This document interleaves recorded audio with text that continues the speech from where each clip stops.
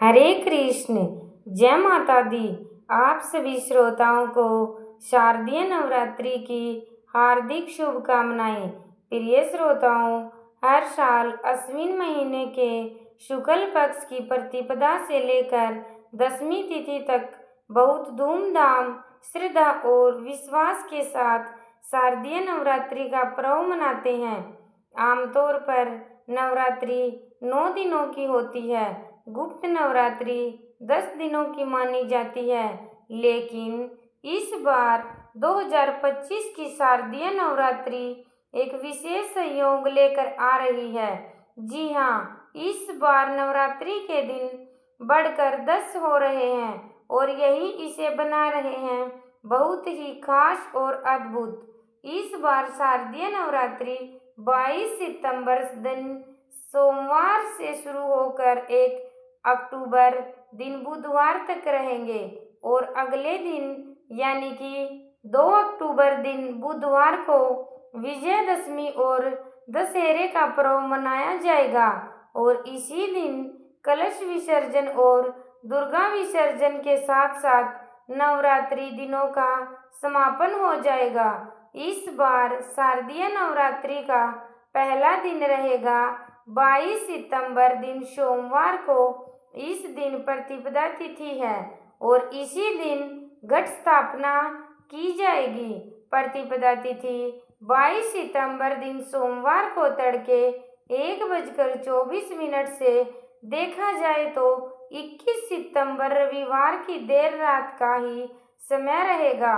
1:24 से ही शुरू होकर प्रतिपदा तिथि 23 सितंबर मंगलवार को सुबह 2:55 पर समाप्त होगी और कलश स्थापना 22 सितंबर सोमवार को सुबह 6:09 से 8:06 के बीच में की जाएगी और इसके अलावा दूसरा अभिजीत मुहूर्त सुबह 11:49 से दोपहर 12:38 तक रहेगा।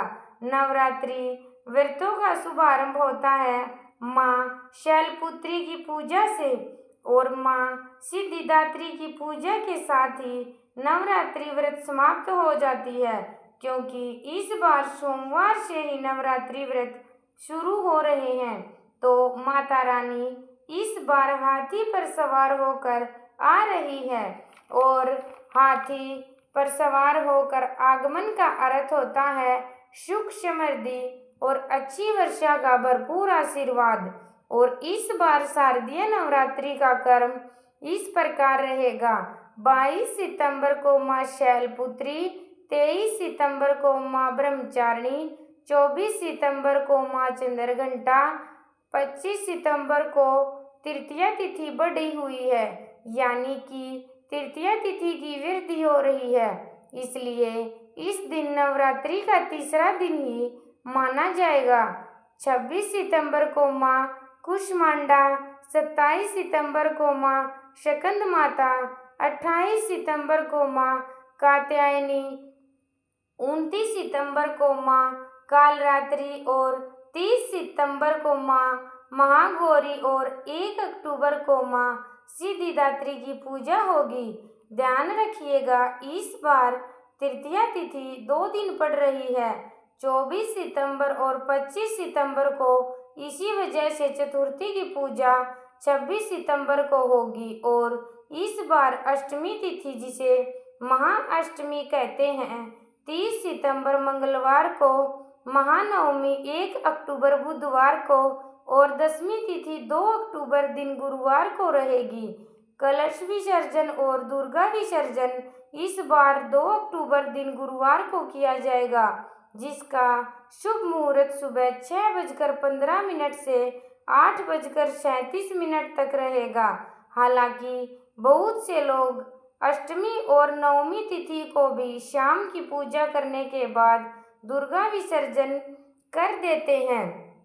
वैसे तो भक्त नवरात्रि के पूरे 9 दिन तक उपवास करते हैं, लेकिन कुछ भक्त पहला और आखिरी नवरात्रि व्रत करते हैं। ऐसे में जिनके घर में अष्टमी के दिन कन्या पूजन होता हो, वे सप्तमी तिथि के दिन उपवास रखकर फिर अष्टमी तिथि के दिन कन्या पूजन करना चाहिए और ऐसे में सप्तमी तिथि 29 सितंबर को रहेगी।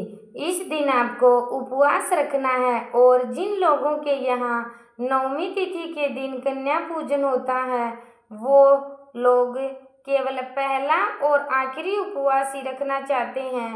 उन्हें 30 सितंबर को अष्टमी तिथि का उपवास करके फिर 1 अक्टूबर को माँ सिद्धिदात्री की पूजा करने के बाद ही कन्या पूजन करना चाहिए। अष्टमी तिथि यानी 30 सितंबर मंगलवार को कन्या पूजन का शुभ मुहूर्त रहेगा। सुबह 6:22 से लेकर दोपहर 12:35 तक और नवमी तिथि यानी कि 1 अक्टूबर बुधवार को कन्या पूजन का शुभ मुहूर्त रहेगा। सुबह 6:22 से 11:55 तक। कमेंट बॉक्स में ज़रूर बताइएगा कि आपके यहाँ कन्या पूजन किस तिथि में किया जाएगा। उम्मीद है कि ये वीडियो आपको ज़रूर पसंद आएगी। जय माता दी।